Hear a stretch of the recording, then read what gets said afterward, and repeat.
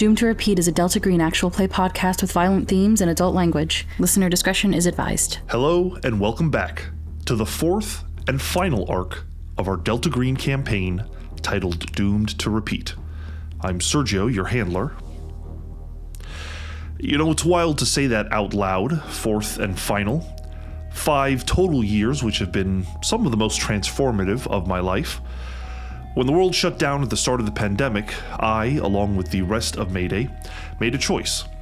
We needed a creative outlet, something grounding. So we started what would become Mayday Roleplay. What began as a leap into the unknown turned into unexpected, wonderful friends and an incredible community of listeners. Since that first arc, so much has changed. Mayday has grown thanks to listeners like you, but our lives have changed too. Many of us have had shifts in our careers or jobs. Many of us have moved. Some of us have lost loved ones. Some of us got married. Some of us will be getting married. Love you, Jenny. We here at Mayday have grown in ways that we never saw coming. And through all the ups and downs, Doomed to Repeat has been a constant in our lives. A place to pour our creative energy into, especially when we needed it most. As we bring the story of Perennial to a close, I find myself deeply grateful. Not just for the project itself, which has been an absolute blast despite the hours of editing, mixing, and mastering required for it. But I'm grateful for you, our listeners. Your support has been amazing. Truly, every message, every download, every comment, it's meant the world to us. Whether this show has been a welcome escape during a hard time, or a spark of inspiration that maybe nudged you to run your own game, we're so honored that it's meant something to you. If you enjoy what we do here, be sure to like and subscribe and leave a positive review. It really helps us get noticed by new listeners. We're still a very little show, and any support you can offer, including joining our Patreon, goes a long way towards sustaining us, so that when one show ends, like Doomed to Repeat, we can keep up the hard work of producing a new actual play. This episode, we begin our playthrough of Escape from Innsmouth, a scenario written by Kevin A. Ross and others, and published by Chaosium. Now, let's return to our game.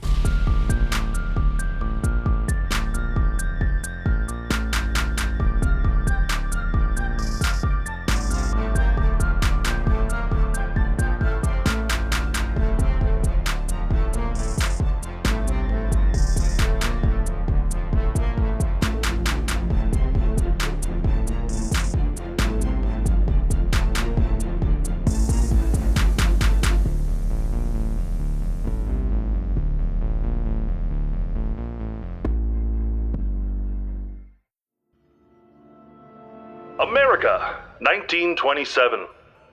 The country has moved on beyond its rural past and forward to its urban future. Though prohibition is the law of the land, speakeasies and gin joints make it easy to enjoy the illegal spirits. The economy is booming after a world war. In September, the Columbia Phonographic Broadcasting System, later known as CBS, is formed and goes on the air with 47 radio stations. In October, the carving of the sculptures at Mount Rushmore, South Dakota begins.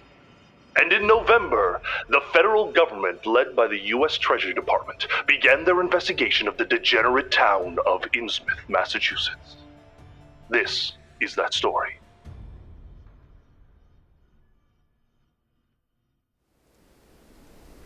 The sun rises over the Massachusetts coastline. The landscape is adorned with the remnants of autumn. Trees proudly display their fiery foliage, although some leaves have already surrendered to the ground, creating a vibrant carpet of red, orange, and gold. The sandy beaches seem untouched after an evening of gently lapping waves. Soon, there will be early morning beachcombers and the eager footsteps of seagulls. But there is one place along this coast where you will find no tourists or sunshine, where a heavy blanket of marine layer hides a cancer that grows. Entrenched in Ipswich Bay, the dying town of Innsmouth. We begin a few miles offshore on a small fishing vessel, which has been out since dawn. The sailors aboard each take their turn clocking the perpetual wall of fog. One of those sailors is a man named Kennedy Newell. Caleb, describe Kennedy and his job aboard the vessel. Kennedy is a very fresh 29. He's tall, pale, incredibly pale, haunted around the eyes, shaven except for a very bushy mustache that seems to be the first piece of facial hair he's allowed himself to grow. Conventionally handsome, but torn by some weary world traveling. He walks with a limp in his left leg, some old war injury, most could guess from the way that he walks, and carries himself like a former soldier would. He dresses in ramshackle East Coast wintered garb to protect himself from the elements, and it looks like he's been wearing the same coat for years, maybe since he left the service. He is very stoic, is strong in his gaze, someone that if he was looking at you for too long, you might feel uneasy, and he has been mostly quiet in his work, only occasionally whistling alongside the other sailors. He's traditionally a longshoreman, so being out on the ships is not something typical, but he does take these jobs on occasion, and he has a very weary understanding of what it's like out here on these waters. While your ship returns to the shore, at the end of your shift, there comes a point that you notice a large black sedan parked by the dock. As you and the crew dock, you notice two men dressed in dark topcoats, suits, and hats approach the bosun.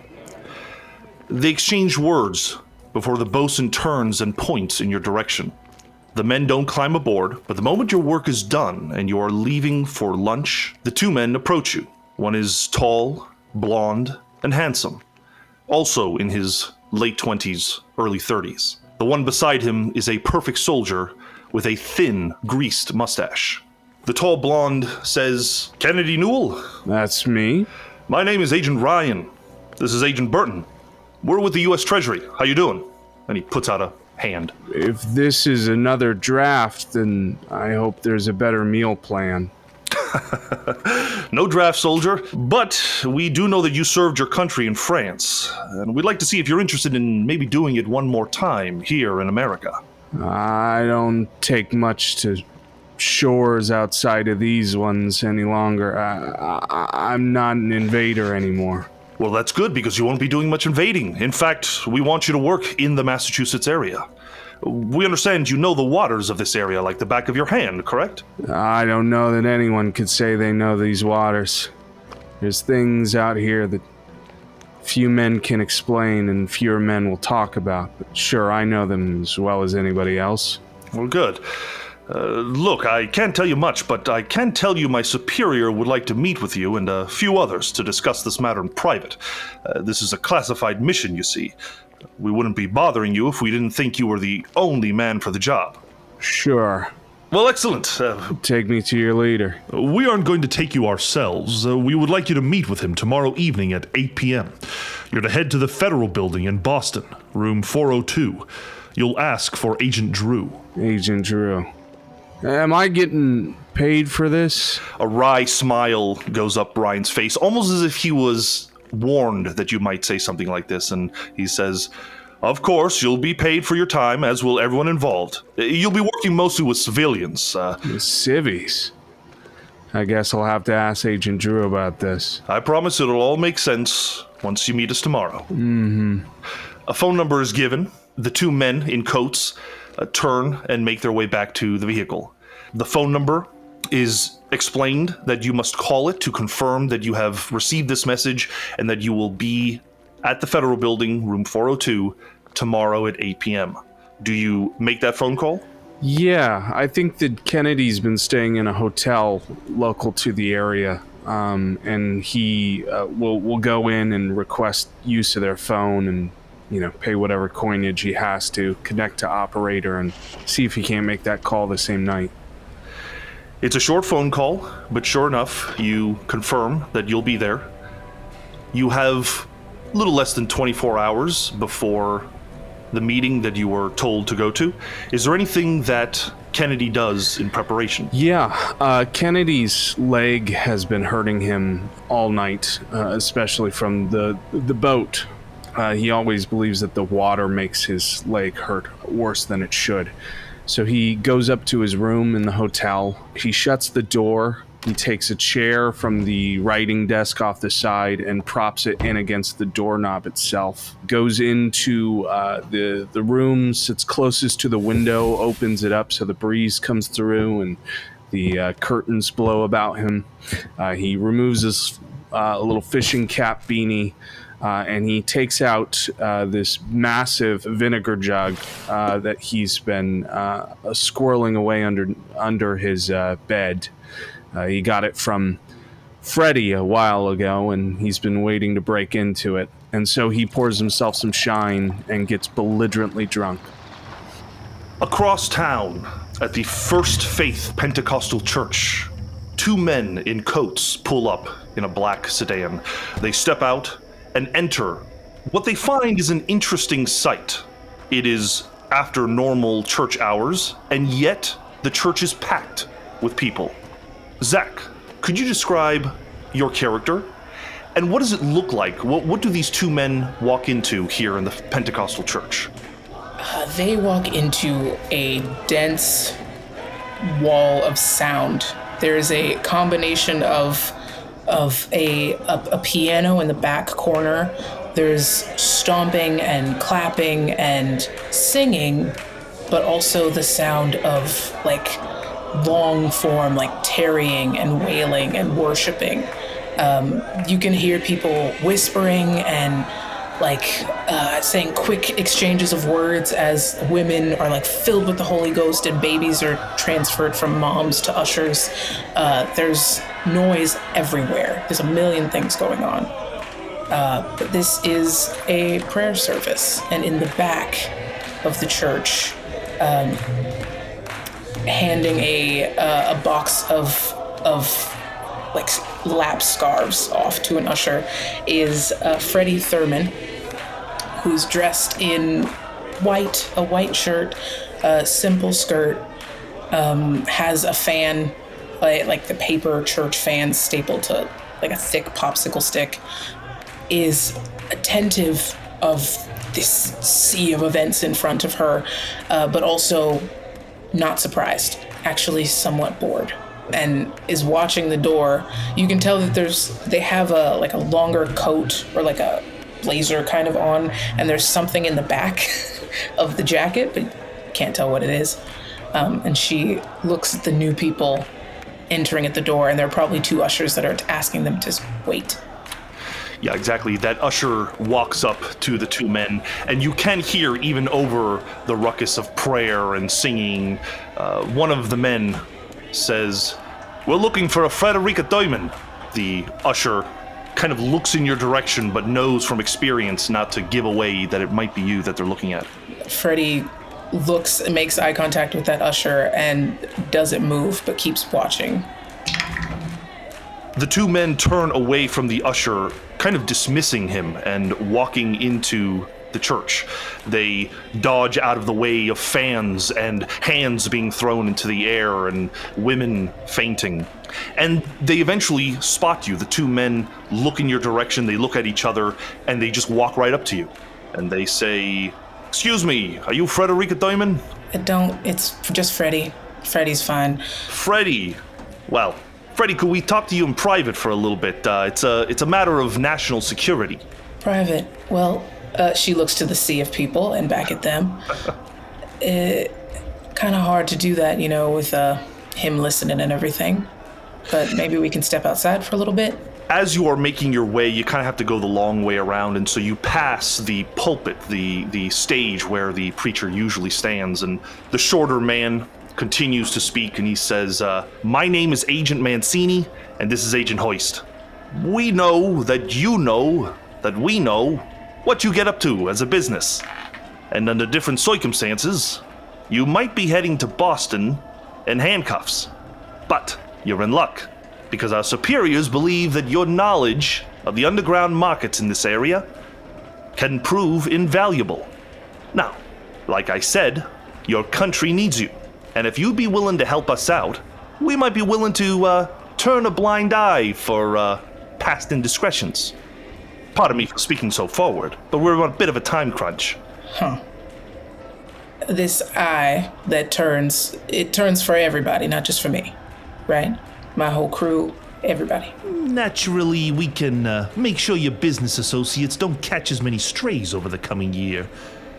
Freddy, are you in or are you out? I don't think I have much of a choice.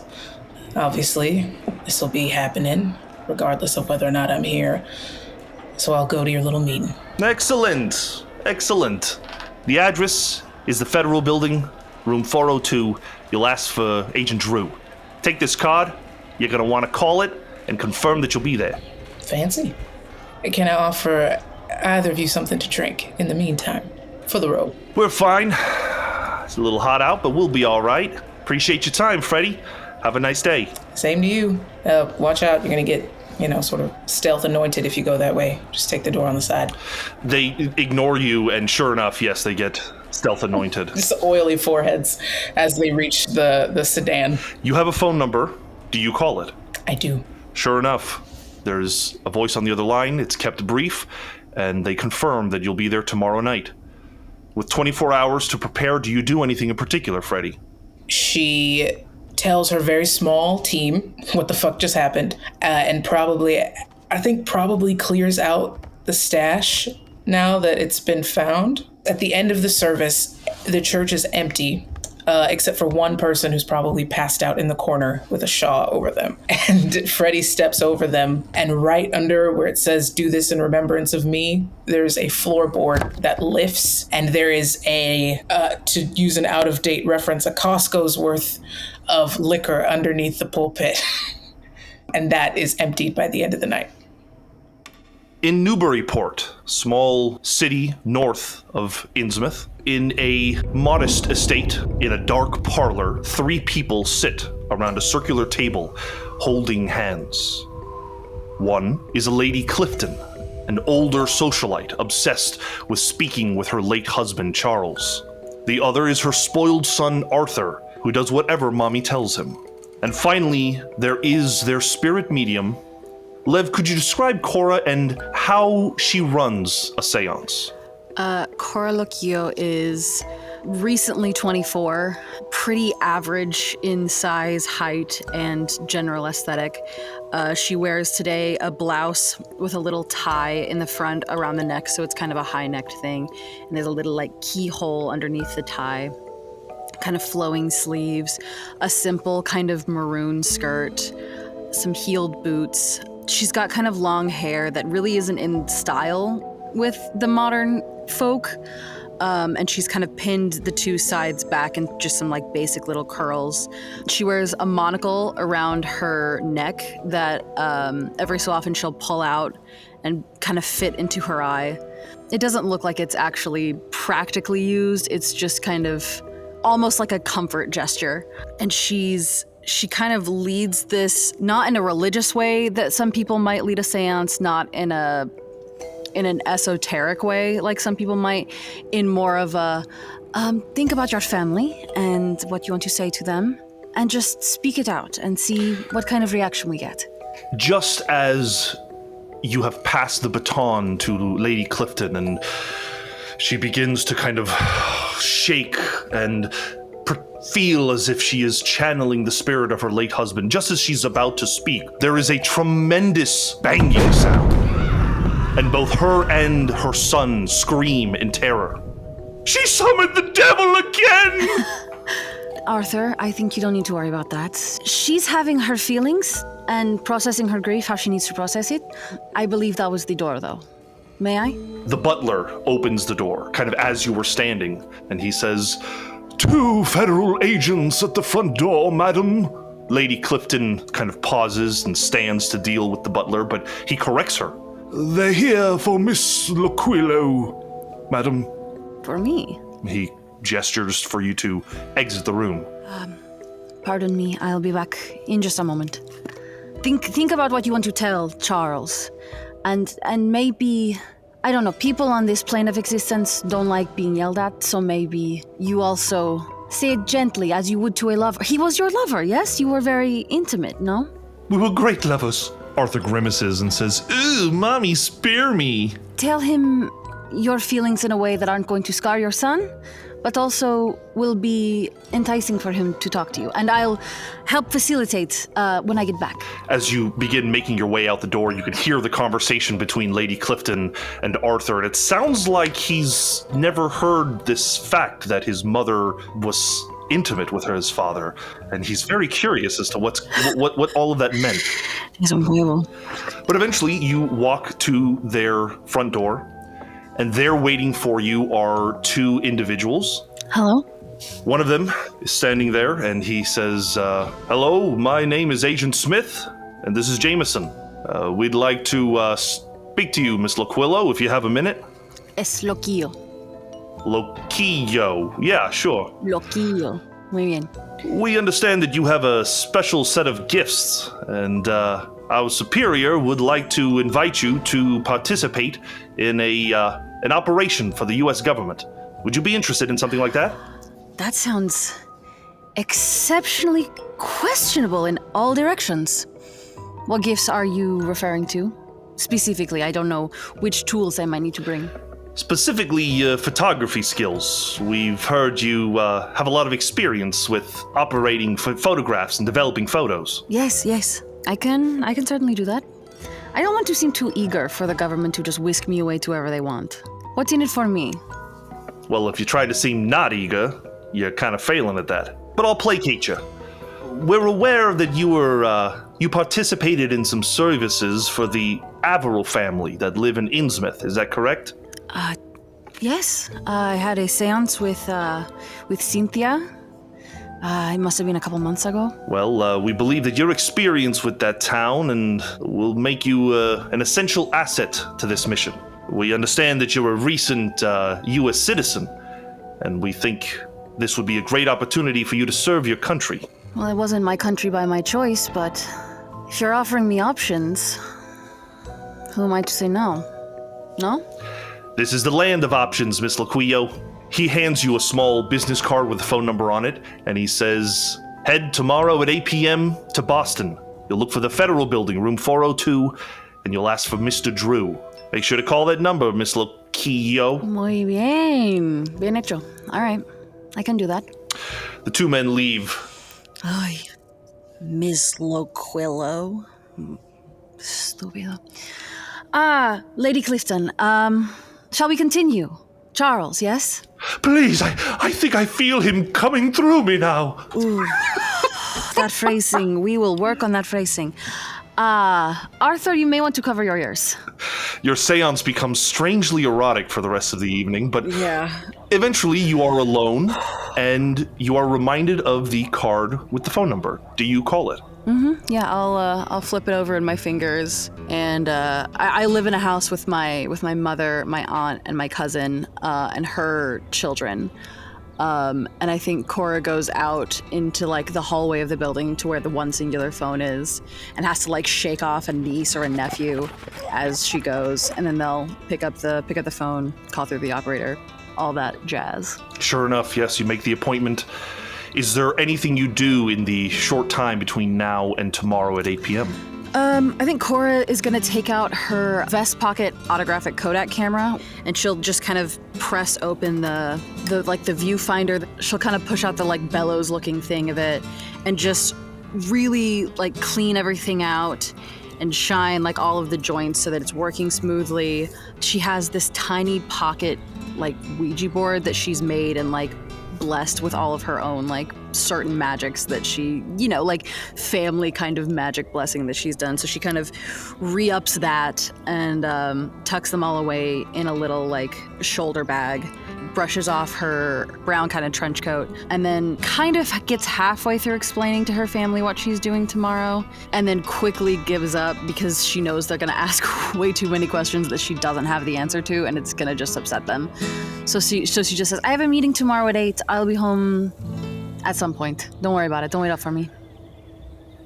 Miskatonic University in Arkham, Massachusetts. Within one of the halls, there is the lecture room. The lecture room is full of students and teachers listening to a lecture by Dr. Theo Rook. Eli, could you please describe what Dr. Theo Rook looks like, and what are they lecturing about? Theo looks like a very, in his mid-30s. He has a graying, dark brown hair, wispy of a man with a slight haunch to his upper shoulders. He's kind of leaning up against a desk. And in his hand, he has like this very fine piece of cloth that he's patting profusely on the top of his forehead as he's wrapping up this lecture. He's talking about his last stint up north as he has been studying and looking for colonies that broke off into more rural parts of the regions up north, and trying to get more information about those colonies and some of the superstitions that they kind of believe in. As he's trying to debunk some of the mythologies that were developed during those colonial times by bringing more logistical reason to it. So he's just explaining his last bit, and he's in the process of just opening up the floor to questions as he's like patting his head. A part of your nerves comes from the fact that the lecture hall is more full than you were anticipating. You thought that you had a rather esoteric or niche study. As you try to answer those questions, you notice someone in the corner catch your eye. There is a massive shadow, and as you look, you notice there is this broad-shouldered goon of a man dressed in black with a full top hat on. He sits in the audience staring at you. You realize he's been staring at you unblinkingly the entire lecture, and now he is cracking his knuckles. I think Theo's been kind of like constantly keeps looking back. He doesn't mean to look back. He keeps like looking away immediately, that like reminding himself not to look in that general area. But as soon as he like sees the cracking of the knuckles, it's just enough to just get him to be fully unnerved. And he says that's all questions for today. And he immediately starts going and putting his papers into his bag profusely, smiling as he does, as he's like, trying to scathe off any further conversation. And he's starting to look for the nearest exit. The audience doesn't seem satisfied with this cutting short of the questions, and some of them begin approaching you. As they do, so does the tall man. Again, unblinkingly walking in your direction, he begins shoving students out of the way as he is getting closer and closer to you. I'll be in town for a little bit more time. Just see. I'll come back tomorrow, but I didn't realize what time it is. I really do need to go.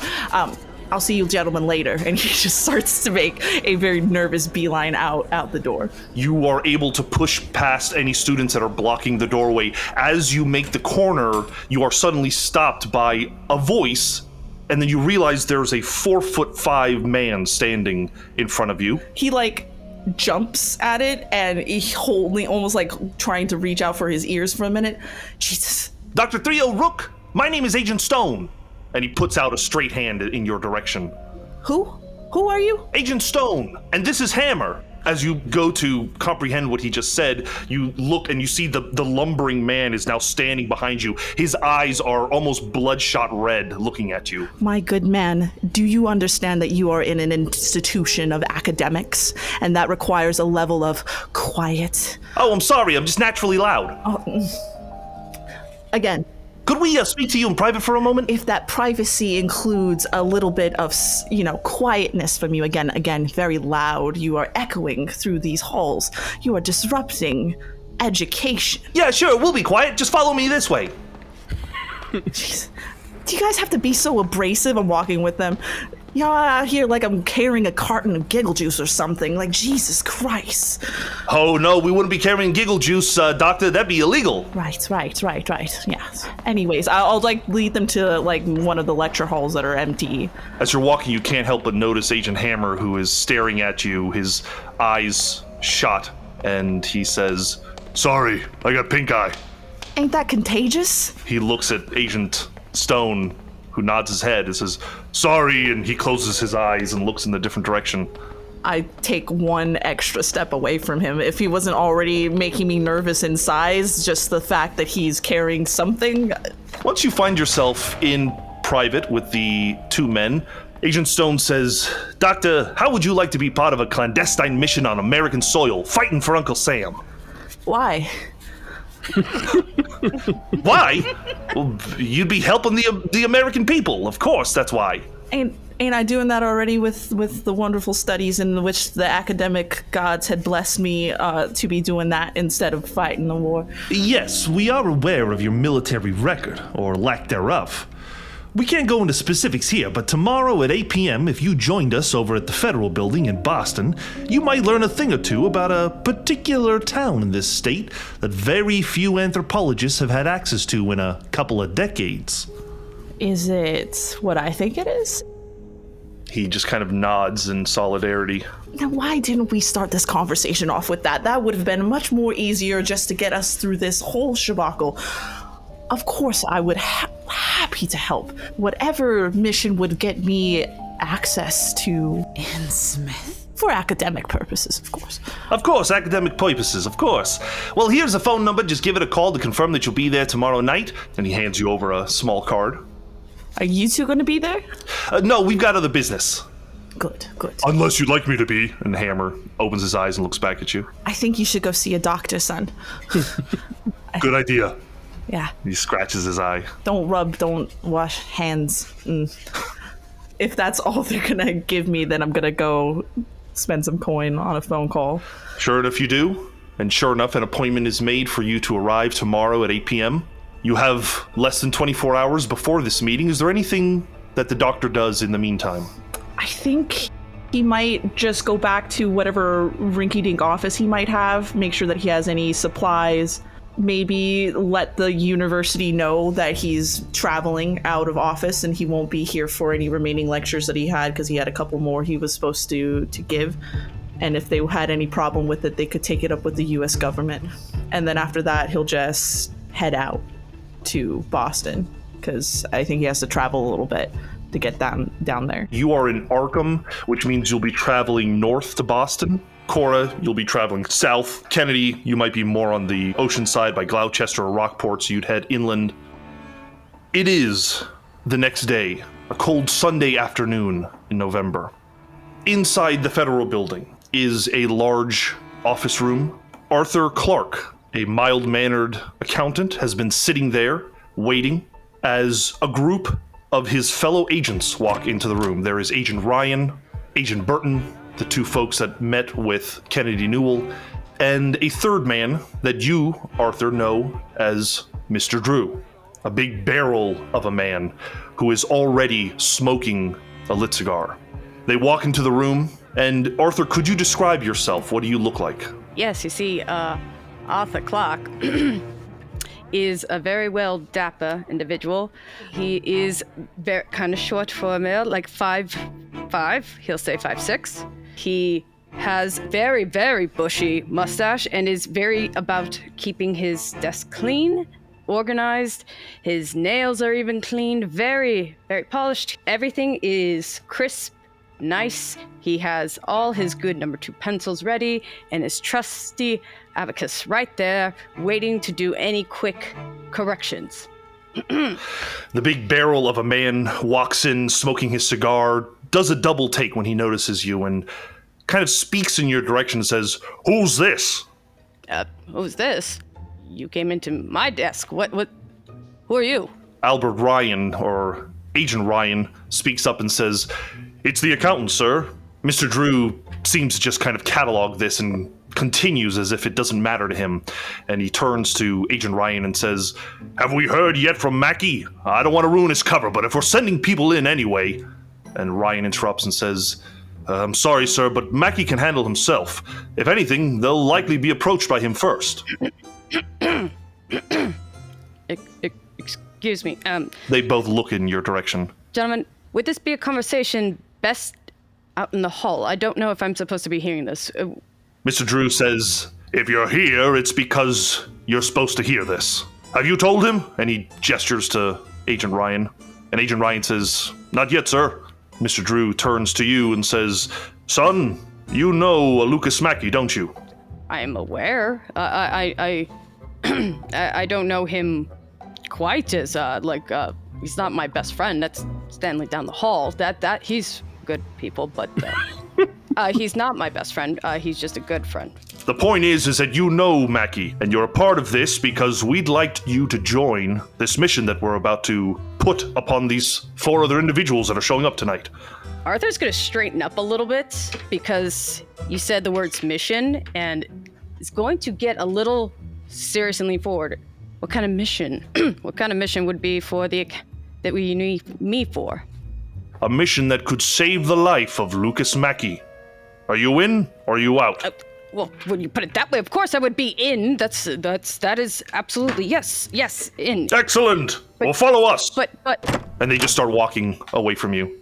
Arthur's gonna get flustered because this is new for him. He is not aware. So he grabs his abacus because he just doesn't know, and grabs his. You'll notice his briefcase, which is a little on the thicker side, heavy. So it is like, and you can hear definitely some rattling of papers, but his pencils and some like metallic things inside. And you're gonna go ahead, and he's just gonna shuffle quickly. They lead you upstairs to the 4th floor, to room 402. The rest of you, I'd like you all to make luck rolls, please. We'll say Arthur can also make this roll. First roll of the 20s. Okay, here we go. I fail with an 85. I fail with a 73. I'm pretty sure I rolled 100. I'm pretty sure I just rolled a 100. Oh, that's really cute, actually, because I rolled a 99. You blow up. I passed with a 12. None of you have put together anything other than you've just been asked to meet with the U.S. Treasury Department. But Arthur, Yes. you are very astute, and as you are walking, leading upstairs, you remember about 2 weeks ago, an acquaintance of yours mentioned that someone came to the office asking about you. There was another incident 2 weeks prior where someone mentioned that you had won some kind of sweepstakes and they had asked for your information. Start putting together that there's a good chance that Mr. Drew and Agent Ryan have been tailing you, observing you, maybe for the better part of a month. Not suspicious at all. You work for the U.S. Treasury Department, Clark. Don't have to remind me. I have a lot of very angry people out there who love to remind me. The other 4 of you arrive roughly around 8 o'clock. It is a quiet, empty street in Boston. A light snowfall falls on your shoulders as you approach. Most of the 6-story federal building is dark, but there is a row of 4th floor offices whose windows shine brightly with incandescent lighting. You enter, and one at a time, you find yourselves at a front desk on the 1st floor, where there is a young man suited and seated behind desk. There's a visitor's register on the clipboard. What do you each do? Good evening. I am looking for a Mr. Drew. Yes, of course, please. This way, and he gestures you towards an elevator. Do I need to sign in on this, just as like proof I was here, or...? That's not necessary, ma'am. Then I'm definitely going to do it, and I will write. Cora's gonna write. As you are walking to the elevator, he takes the paper and rips it off, tears it up, and throws it into the trash. I'm just gonna watch him do it. I'm not gonna say anything or do anything, just gonna watch. Do I see that happen? That whole thing happen? Sure. I think I'm going to hear that conversation at least, and then not even interact with this person at all, except maybe sign my name because I think that's funny. And sir, that's not, ma'am, that's not necessary. He sighs and tears the paper and says, "Who are you here for?" Drew. Drew. Head upstairs, 402. Thanks. Hold on, wait. You really thought I was a sir? You know what? Don't even worry about it. And then goes out the elevator. Kennedy arrives with like his haversack with his trench shovel hanging from the side of his belt with his old putties and gaiters on his big old pants. He has his trench gun open carry slung across his chest, and then a single side holster where his M19 sits. And his bayonet is in its holster somewhere else as well. And he rolls right up to the desk, and without even speaking to the receptionist yet, he starts to sign his name. You know, the war ended a few years ago. That's funny. What are you here for, sir? I think 402. Drew? Oh, excellent. Yes, just head for the elevator back behind me. Thanks. And he walks right by, affixing his shovel and adjusting the shotgun and just sort of whistling a tune on his way over to 402. I think Theo just rushes immediately to the desk, doesn't even realize that there's somebody there, and starts to quickly sign their name in. Dr. Theodore Rook here for Mr. Drew. Yes. He takes the clipboard and just hides it under the desk and says, yes, just head upstairs. Thank you, sir. And he just, heads up the stairs. You all, eventually, the four of you, find yourselves in the 4th floor. There is a young female receptionist who introduces herself as Miss Jameson. What'd you say your name was? She says to Miss Jameson. You can call me Miss Jameson. No first name? I was told not to give my first name. You can't make an exception for me? Sure, I could. Betty. Betty. Nice to meet you. This is all you do, right? You secretary? I don't mean to, make it small. Just wondering what your schedule's like after this. I'm pulling a late nighter for Mr. Drew, but I get off in about an hour. Yeah. Do that a lot? Late nights, I mean. Late nights? Yes. The U.S. Treasury Department is very busy these days with the prohibition and all. Okay, well, I suppose we'll be here. I don't really know what we're here for, but if we're going to be here for a while and you don't have one of these late nights counting coins or whatever you do. I do a lot more than just count coins, but if you've never been to the Boston area, I'd be happy to show you around. I'd love that. Well, how about we go to the business at hand, yes? Yes, at hand. And she says, please, just wait a moment while I make sure that the gentlemen are ready for you. And she steps out for a moment. But Cora, Freddie, Kennedy, and Dr. Rook, you are all alone in this space together. As soon as Cora sees Freddie, she's gonna turn to any person that is even slightly near her and just start talking. Where are you from? What are you doing? And I don't think she even recognizes them as an individual person. She's just trying to have a conversation. I think Kennedy is just staring straight through her. Not even blinking. I'm from around. That's so incredibly unspecific. You look like you were on a boat. Were you a boat person? I am a boat person. What's your name, boat person? My name is Kennedy Newell. Kennedy. What's your name? Not boat person. Cora. And I've been on a boat. I did not like it. I was young, though, so maybe I'd like it more now. Do you always talk like this? Always, yes. Lots of talking. That's what I do. I talk lots.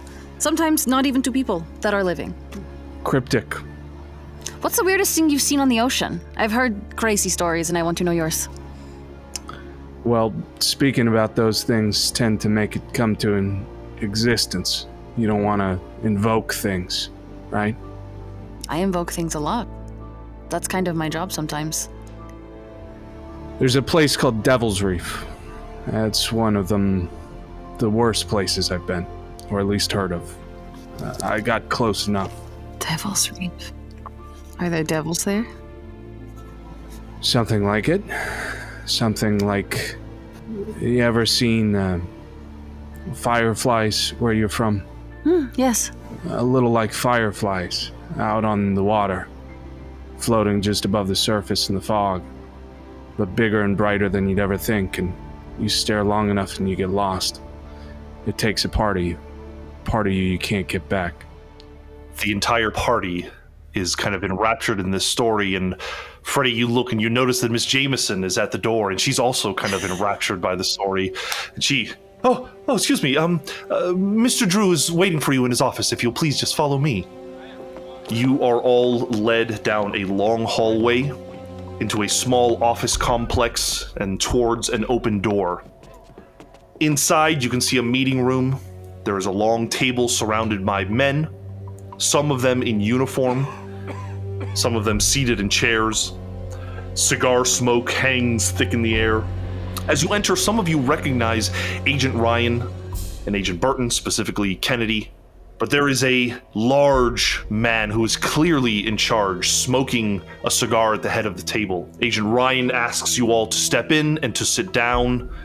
You can see that there is a bookish man with a mustache who is introduced as Miss Arthur Clark. Arthur's gonna stand up when they arrive and make sure that Freddie and Cora.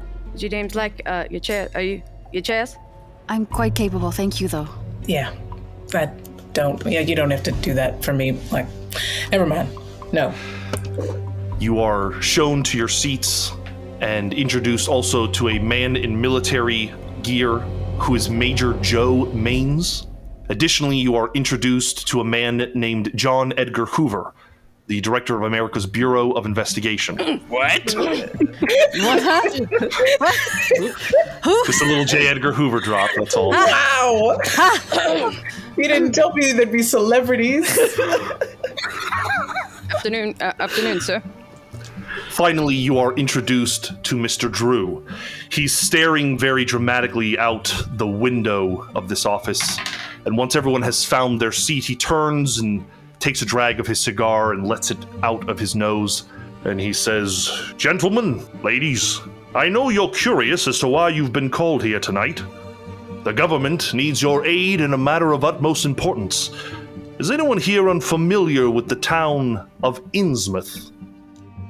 Did you say unfamiliar or familiar? Unfamiliar. Oh, I'm very familiar. Sorry, excuse me. Did I stutter, Ryan? And he looks at Ryan. Ryan says, "I don't know why they did that."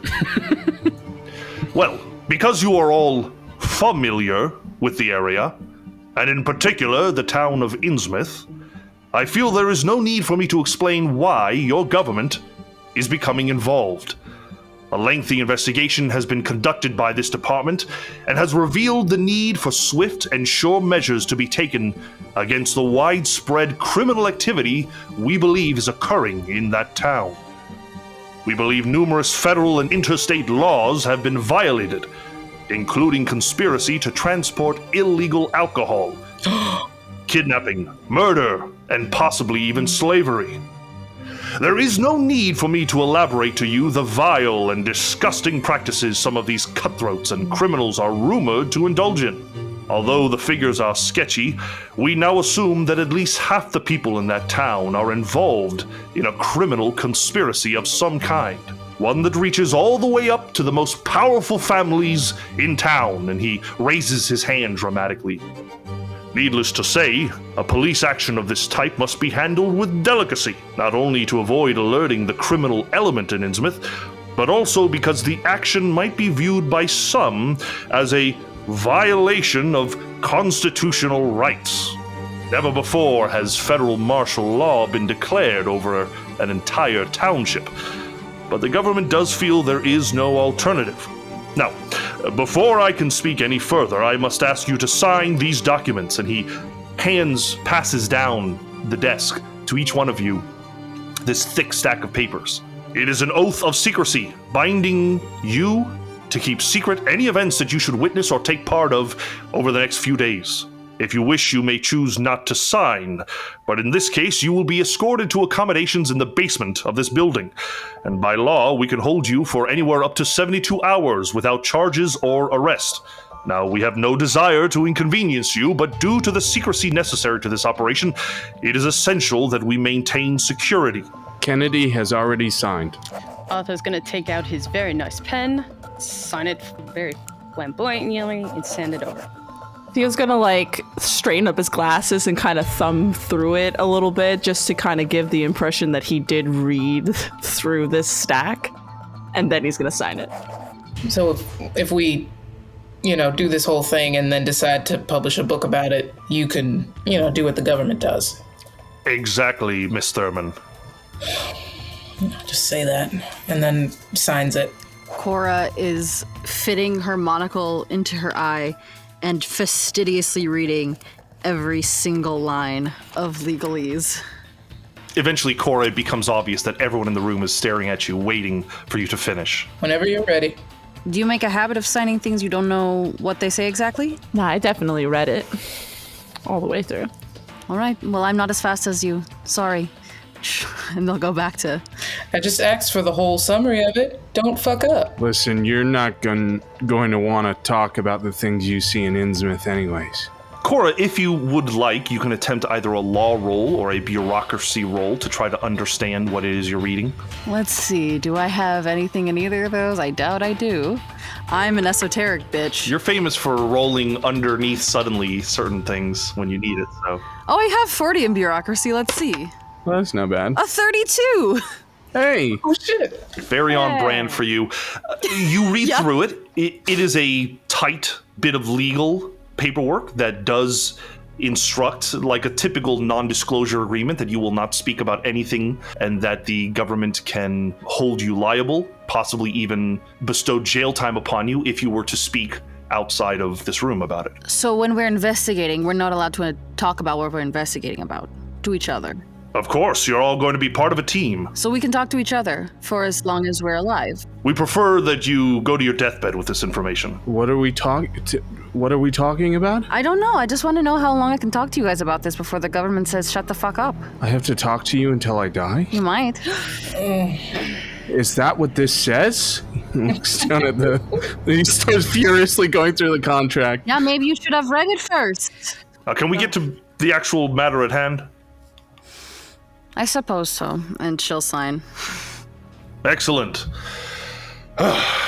He kind of looks at Ryan like, you didn't tell me it was going to be this obnoxious, but civvies, what do you expect? He gathers the paperwork and immediately kind of goes right back into it. Our investigation began last summer after the department was contacted by a man named Robert Olmsted of Ohio.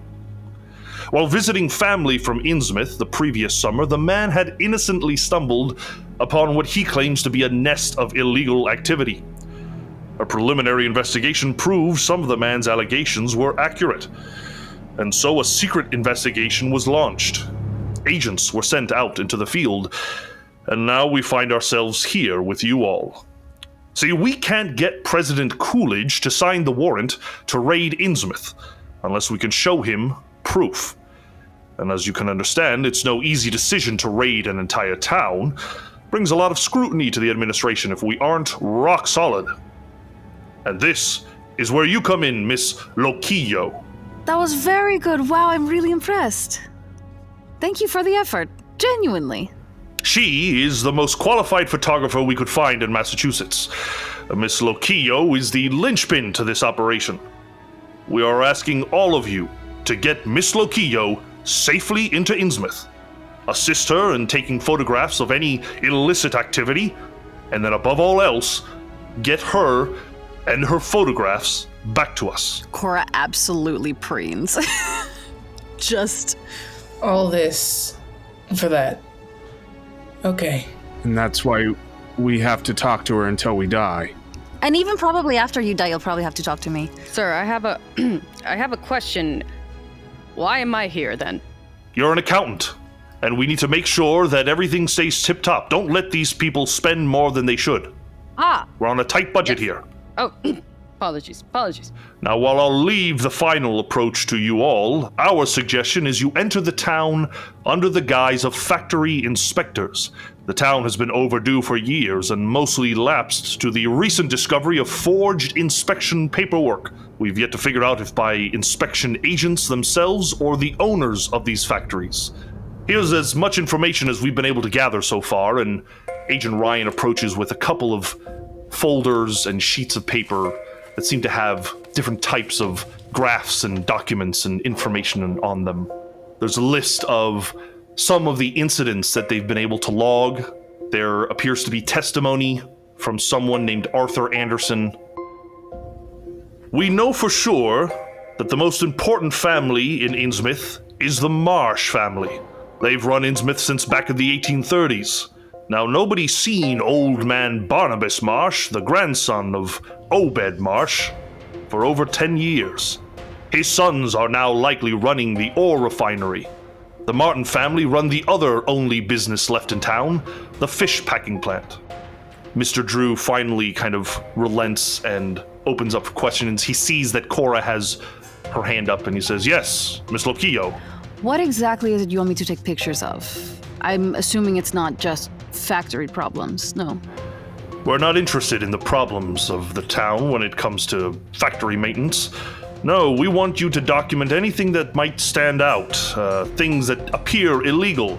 Like I said, if they're smuggling alcohol, if there's some kind of illicit activity of any kind, people being held against their will, anything that seems shady. I don't want to be the one who keeps talking, but as the person who is taking the photos, there are lots of problems with taking photos in Innsmouth.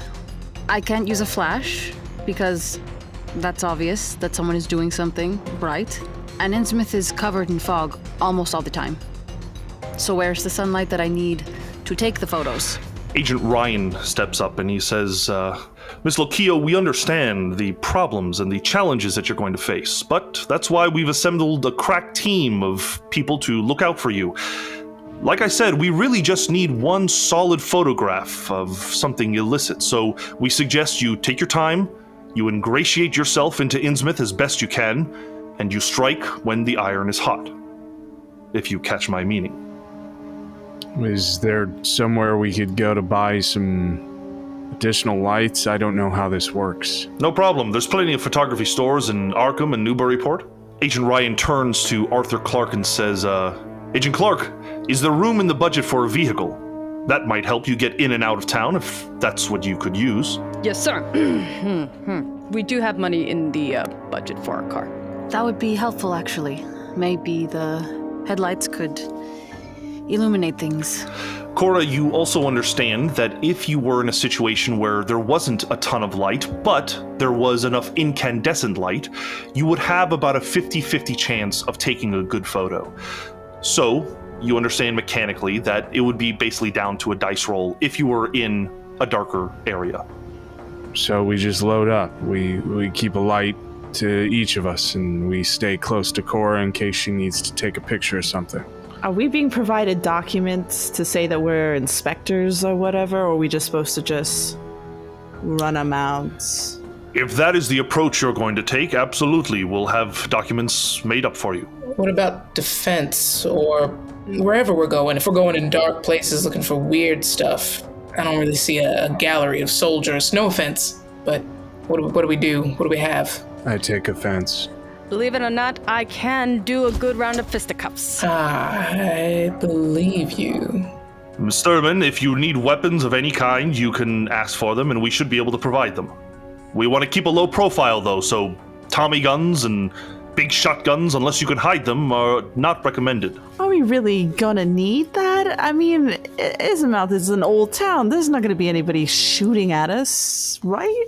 The agents all kind of share a silent stare amongst each other and then say nothing. There's a lot of stories about Innsmouth. What's going on in there? There's a good chance you're going to be shot at, Doctor. It's been told that they aren't very friendly to strangers, so you'll want to keep a low profile where possible.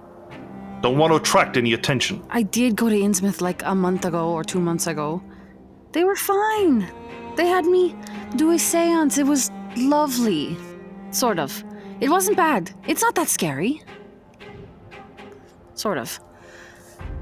Okay, now I'm remembering. It wasn't that great, actually. I'm going to share with you all a list of incidents that have happened from most recent to oldest. Some of the incidents, listed from the most recent to oldest. Brian Burnham has recently gone missing. The 18-year-old manager of the First National grocery store in Innsmouth disappeared under mysterious circumstances and has not been heard from in days.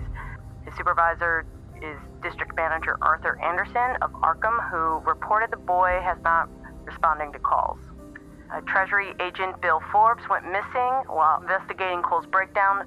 It's been years since his disappearance, presumed dead. July 16, Robert Martin Olmsted visited the town and returned a day later fleeing for his very life. He reports to have learned too much about Innsmouth's secrets and won't give details. In Olmsted's testimony, he made mention that he spoke with a man called Zadok Allen, who told him unsettling stories about Innsmouth's past. A young woman named Jennifer Longstreet says her fiancé Adam Wilkes left Innsmouth and has not returned. George Cole, a factory worker at Marsh Refineries, has been hospitalized after having a nervous breakdown 6 years ago. He's currently residing in Danvers, Massachusetts State Hospital for the Insane. Many Gloucester fishing boats have gone missing in the area. Additionally, I'll share with you the testimony that they provide by Arthur Anderson. Arthur Anderson's testimony. Anderson's car, as reported by bystanders, came careening down the street, flying along well over the 20-mile-per-hour speed limit. Swinging a hard right turn, Anderson momentarily loses control of the car, crossing the center line in front of oncoming traffic. There's a collision with another vehicle of Anderson's, and Anderson's radiator is busted, gushing steam. Anderson emerged shakily from his car, looking frightened but apparently unconcerned about the damage he had caused. A female bystander described Anderson as speaking so fast that he was nearly incoherent, babbling on about some boy missing from a store in Innsmouth. Eventually, Officer O'Hara made it to the scene and questioned Anderson. Anderson is quoted as saying, "All the lights were on, so I figured he must be in there, even though it was way past closing time. I went inside thinking he was working late in the back. Right away I noticed a kind of funny, fishy odor, terribly strong, almost overpowering, but there didn't seem to be anyone about. I don't mind telling you that it scared the hell out of me, what with some of the things people have said about that town. Anyway, the cash register was smashed open and empty. I took a peek in the back and called Brian's name a couple of times, but no one was around. That was enough for me. I ran out, got into my car, and drove all the way back here without stopping. Something funny's going on and the police should be notified." Anderson's crippled car is then towed back to the police station. When questioned about the incident, the Innsmouth constables told the police that Brian was caught in the act of burglary, fled town in a stolen car. Turns out the boy has numerous incidents with the police between the age of 13 and 15, and although most are minor, the list is quite long, averaging nearly an incident a month over a 2-year span. The last incident, involving the strong-arm robbery of a Miskatonic University student, landed Brian in jail for a night. Having learned a little about Brian's criminal past and having had the night to think it over, Anderson seems now less sure of foul play. Maybe he did do as they said, but then why did he smash open the cash register? He had the key. That's the one thing I still don't understand. Brian is presumed at large, on the run from the authorities. Is this everything? Is this the most current, up-to-date incident? This is everything we've been able to catalog so far, yes. We recommend you begin in Narcombe. Both the Miskatonic University and the Newburyport Historical Society are both excellent places to learn about local history. Maybe you'll get a better perspective on the town, an idea about how to approach. Additionally, as you'll notice in the incident report, there was a man who worked in Innsmouth who was sent to the Danvers, Massachusetts State Hospital for the insane. We don't think it'll be easy, but you might be able to get something out of this George Cole. Finally, we know that you are, or at least some of you, are intimately tied to different communities in this area. Perhaps you can find other avenues of discovering the secrets of Innsmouth. Do any of these, none of these names stick out in the series of incidents, right? Because it seemed like I would have an in maybe with someone I work with or anything, just looking at these names. None of them in particular. Why don't you make a criminology or intelligence roll? That is a failure with a 70. Unfortunately, none of the names really stand out to you. Just seems like a lot of fools that got themselves mixed up in whatever's going on in Innsmouth. One of these people has the key to your perfect photo. Mr. Newell, you will recognize the name Zadok Allen. Listen, there's a friend of mine who used to work the boats in Gloucester, and he went out to Innsmouth thinking that he'd live in the poorhouse, and Well, he never came back. And so, if we have the opportunity, I'd like to look into Zadok. Excellent. You have a connection to the town. Yes, I'd suggest following up with that. We have other business to attend to, so we're going to leave you to it. Feel free to look around. They provide you with a map of the area, but when you're ready to begin, feel free to ask Miss Jameson for any supplies that you might need, and she can organize a car for you. Mr. Hoover, if you ever get stuck with anything counting, here's my card. He takes the card and puts it in his lapel, thanks you for your help, and before leaving, Agent Drew says, "Good luck, everyone. We're counting on you." And they leave the room. How's Mr. Hoover? Are you okay? Are you all right? Oh, Are you about to pass over? can't wait to tell Stanley. I don't think we got everyone's names all around. Should we just introduce ourselves, I suppose? You're all stuck following me around like little ducks, so I'm Cora. Loquillo. Loquillo, see. And you're Mr. Clark, yes? Yes, Arthur Clark, U.S. Treasury audits, which I'm assuming that everyone here is up to date on and pays their fair share in the U.S. I paid my fair share for sure. The lieutenant. I work with the church, Tax exempt. Freddie. I wasn't aware you were still working with the church, Freddie. It's a good spot. It's a lot of space. Could have swore the last I saw you were on the docks. Do y'all know each other? Because I'm the one that seems out of the loop here. Just sold me a bottle of vinegar. That's the best harbor for vinegar to come through, so I'm there sometimes. What's your name? You're the only one who hasn't said who they are. Oh, me? Yes. Oh, I'm sorry. I thought we already knew who I was. I'm Dr. Theodore Rook, PhD anthropology, Harvard University. Harvard man. Were you on TV or something? Oh, nope. The wrong decade. Were you in the newspaper or something? Probably. You've probably heard my last dissertation about the mythologies of the colonial East. Of course. That part of the newspaper is always full of exactly what you just said. I don't read. What did you do for your dissertation? I've been kind of debunking some of the spooky things that come out of our early Americas. Okay, but what kind of spooky things? And why? In Greek, when they didn't know what lightning was, they called it Zeus. Same thing that happens here in us building a colony and stuff like that. Explainable things made spooky. I go in there and figure out what it actually is. You've never had a question you didn't have the answer to, Doctor? Not one that I wasn't prepared to go and find. Have you ever been to a seance? No, actually.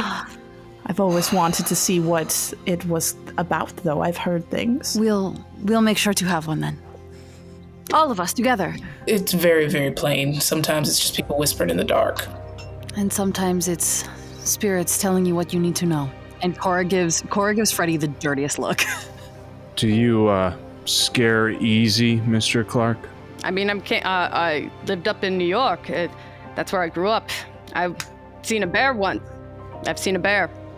Yeah, it was a big old black bear. Is this your first time in the field, Mr. Clark? Yes.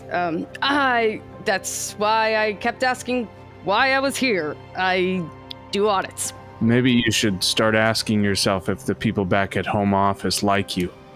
So, why? Oh, there's a lot of eyes looking at me. There's going to be a lot more in Innsmouth. Why is Innsmouth so this? And I point to the list. It's just run down. It's old. No new population coming in. When you have an old population, they get really suspicious of people. That's it. Some people say it's cursed. Curse of greed. Curse of greed. A lot of money running through that place. Marsh family used to be sailors. Used to be a good, honest family. Rumor is they found something. A way to make gold from nothing. And it turned the town something else. Are you telling me that we might have some counterfeiting from this family and shortchanging the government? Are you telling me that? Sure. Well, you know what they say about not just the girls, but the people from Innsmouth. They have that look That Innsmouth look. It's like, kind of like they've been sucking on lemons. That like scaly thing. Their eyes are big, sunken into their face. It's creepy. They don't all have it, but people from Arkham don't look like that. Could be the lack of sun. Yanking my legs. Well, you'll see it for yourself, and they'll see you. What are we doing here, Commander Lokio? We taking a car? We taking a train? How are we feeling about transportation? I'm not in charge here. I'm just here to take pictures. A car would be useful because that's extra light. No, I will go get the car. Search it. What time would it be? By this point, it's probably 9:30 p.m. Well, I don't think we can get anything now. I say we just go ahead and shall we meet up at... I can go procure the car tomorrow and pick everybody and we could just head on out. Sure, we can pick up some of the lights from the photography store and maybe check out the college since we're in town. That seems good a place to start as any. So we'll all go meet in Freddy's room tonight. What? Wait, what? And we'll drive out in the morning. Wait, no. You said you brought some vinegar, right? I did. Fine. Oh, then I guess we're meeting in Freddy's. Before we depart, I haven't had a chance for supper. Would anyone would like to join me? I am famished. I would love to join you. Sure, we can go get some dinner. Yeah. And so the preparations are made. You head to dinner, and those who choose to participate eventually find their way at Freddie Thurman's, where they reveal that they have been keeping some jars of vinegar. The evening passes mostly without issue. Cora, a long time ago, well, a couple of weeks ago, you had a very strange dream, and all of this talk of Innsmouth brings that dream back. A dream of you suddenly finding yourself in the foggy, dilapidated streets of Innsmouth, compelled to walk to the ocean, compelled to enter the freezing waters, until they rise above your head and you are unable to breathe. But you continue deeper and deeper into the dark, until just as you are about to lose consciousness from being unable to breathe, you see it, some massive cyclopean city under the waves. And then you wake up in the morning. Are we still at Freddy's? If you chose to stay there overnight, yes. Otherwise, you can find yourself in your own room. How many other people slept at Freddy's? Potentially. Maybe it's just me and Freddy then. I definitely would have gone and got like blackout drunk. Yeah. So Kennedy is probably somewhere in Freddy's room with his prosthetic leg detached, sprawled out, drunk as hell. Then Cora probably slept on the couch. And after waking from their dream, is gonna go find wherever Freddy is. I probably didn't sleep a lot. I'm probably up in the kitchen, smoking, and like there's a journal of just like notes and thoughts and things, and probably what's left at the bottom of a cup of vinegar on the table. Freddy, did you actively not sleep, or did you get some kind of sleep? I think I slept. I just didn't. Okay. I'm up early. Cora's gonna come over and take the glass out of your hand and finish it. Okay. You went to the fucking docks? Yeah, that's where the work happens. After everything I told you. Yeah, even after everything, the real part and the fake part. It wasn't fake. Look, I'm not saying that it's not all... There's something to it, but sometimes it's just fairy dust, huh? Okay, maybe there's a little bit of fairy dust, but that's only for the rich idiots. Well, you do seem to be making a little bit more money these days. You can be mad at me about Harlem all you want, but I told you not to go to docks for a reason, and you can't go to Harlem if you're dead, so stay away from the fucking docks. I don't know what you expect from me. Look, I have to do this. This is the thing I'm good at. I'm going to keep doing it, and there's no other way to get vinegar here, and obviously there are people that need it, and she gestures to Kennedy. Send someone else in your crew then. Okay, yeah, to get caught and be messy and risk one more person getting caught up in this that doesn't deserve the consequence. They found me without fucking up.